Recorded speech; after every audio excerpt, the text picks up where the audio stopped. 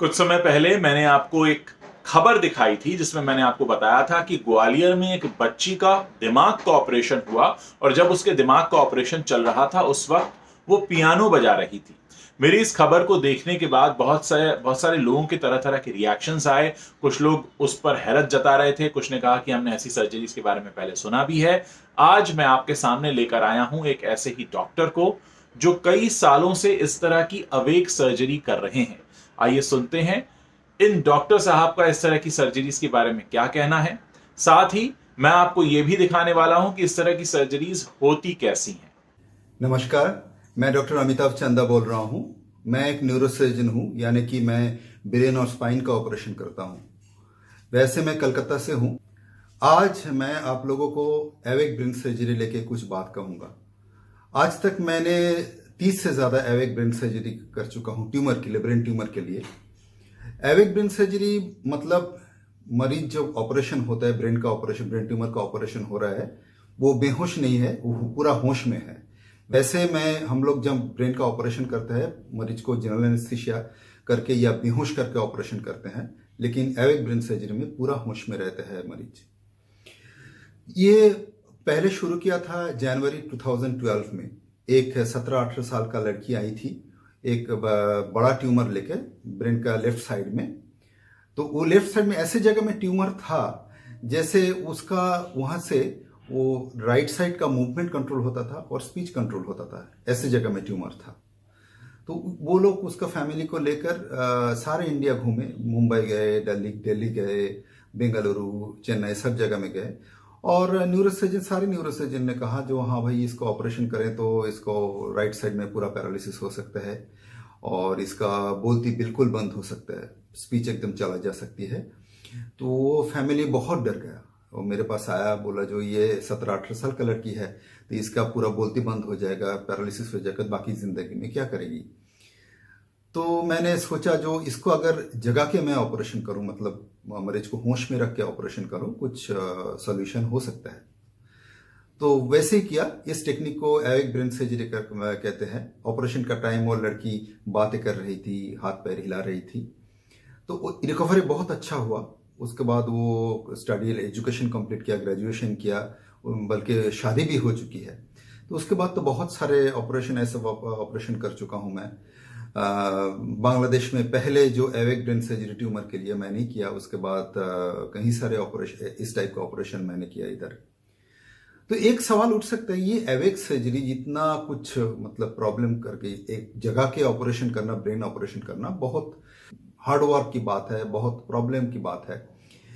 तो ये क्यों हम करना चाहते हैं, कोई वजह तो होगा। ये समझने के लिए हमको ब्रेन का फंक्शन में पहले फंक्शन समझना पड़ेगा। ब्रेन का अलग अलग हिस्सा अलग अलग काम करते हैं। जैसे एक एरिया होता है मोटर एरिया, उससे हाथ पैर का मूवमेंट कंट्रोल होता है। एक एरिया है स्पीच एरिया, वहां से स्पीच मतलब हमारा जो हम जो बातें करते हैं वो कंट्रोल होता है। हम बातें जो समझ रहा है ये भी कंट्रोल होता है। तो ये जो जगह है इसको इलोक्वेंट एरिया कहते हैं। ट्यूमर इसी जगह में रहे तो प्रॉब्लम क्या होता है, मान लीजिए हम ऑपरेशन कर रहे हैं, कभी कभार होता है क्या, ट्यूमर और नॉर्मल ब्रेन का फर्क करना बहुत मुश्किल हो जाता है, खास करके जहां ट्यूमर और नॉर्मल ब्रेन का जंक्शन होता है। तो वो ऑपरेशन करते करते हमें कभी कभी पता नहीं चलता है जो ये ट्यूमर है या नॉर्मल ब्रेन है। मान लीजिए थोड़ा सा नॉर्मल ब्रेन डैमेज हो गया तो पेशेंट उठेगा जनरल एनेस्थीसिया से, देखेगा कि एक साइड पैरालिसिस हो चुका है या स्पीच बंद हो चुका है। ये बचाने के लिए अगर हम मरीज को होश में रखे ऑपरेशन के टाइम, हमको साथ साथ पता चल जाएगा जो क्या प्रॉब्लम कुछ हो रहा है कि नहीं। जैसे ही हम वो नॉर्मल ब्रेन का वो सेंसिटिव जगह के नजदीक आ जाएंगे, वो थोड़ा सा छेड़छाड़ होगा, पेशेंट को पता चल जाएगा जो क्या हो रहा है। उसका बात लड़खड़ाएगा या हाथ पैर में झंझनाहट होगा, हाथ पैर में कमजोरी आ जाएगा, ये सब हो सकता है। तो जैसे ही ऐसे होगा हमको पता चल जाता है जो हाँ भाई ये खतरे की बात है, अभी रुक जाओ, तो हम रुक जाते हैं। तो ये अगर ऐसे करें तो मैक्सिमम ट्यूमर हम निकाल सकते हैं सेफली। तो इससे पहले जो करना, होमवर्क काफी करना पड़ता है, पेशेंट को समझाना पड़ता है, काउंसलिंग कहते हैं हम लोग। पेशेंट को अच्छी तरह समझाना है जो क्या क्या होगा, उनको क्या क्या करना है। ये समझाना है जो भाई आपको ऑपरेशन करने बातें करना है, जो जो पूछा जाएगा वो सही जवाब देना है। 1 से 100 तक गिनती करना पड़ेगा, हाथ पैर हिलाना पड़ेगा, कुछ पेपर दिया जाएगा पढ़ने के लिए, वो आपको पढ़ना पड़ेगा। तो यानी कि हमको पता चले जो उसका फंक्शन सही सलामत है। तो मेरे पास तो ऑपरेशन के ऐसा बहुत सारे वीडियोस है, मतलब मेरा ही ऑपरेशन किया हुआ वीडियोस है, उसको मैं दिखाता हूँ पेशेंट को जो ऐसे होने वाला है। लोग समझते हैं जो ऑपरेशन का वीडियो देखेगा तो पेशेंट डर जाएगा, लेकिन ऐसा कभी होता नहीं। पेशेंट बहुत अच्छा कोऑपरेट करता है। मैं 12 साल का लड़की को भी ऑपरेशन किया, 80 साल का आदमी को भी ऑपरेशन किया है। ये इतना एज रेंज है, तो ये बहुत सेफ ऑपरेशन है। ऐसा नहीं है जो ये ऑपरेशन करेगा तो पैरालिसिस कभी होगा ही नहीं, हो सकता है, लेकिन चांसेस बहुत बहुत कम हो जाता है जनरल एनेस्थीसिया के कंपैरिजन में। नमस्कार।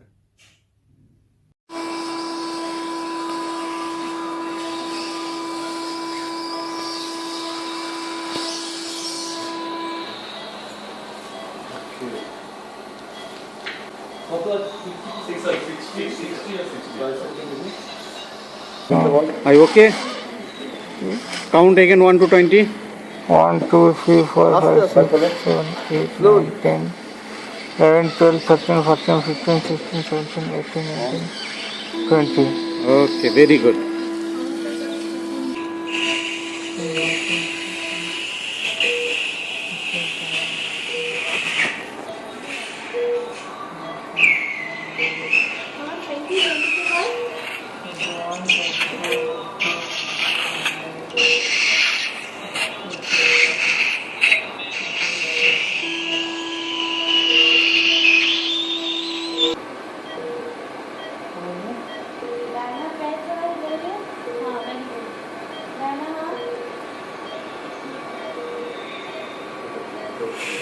पढ़ाई कहाँ तक किया तुम?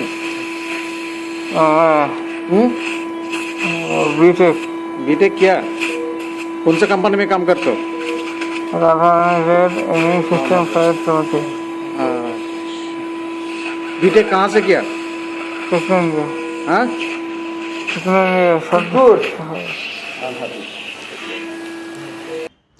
उम्मीद है हमारी ये नई पेशकश आपको अच्छी लगी होगी। हमारी कोशिश ये है कि हम लाइफ के अलग अलग एस्पेक्ट्स को इसी तरह आपके सामने लेकर आते रहें और कोशिश करें कि हमारे प्लेटफॉर्म से जो भी लोग जुड़े हुए हैं उनको कुछ नॉलेज मिले, कुछ उनको ऐसा पता चले जो उन्होंने आज से पहले कभी कहीं देखा ना हो या आमतौर पर जो न्यूज़ चैनल्स पे अवेलेबल नहीं होता। वो हमारी कोशिश है आपको अपने इस प्लेटफॉर्म पर दिखाने की।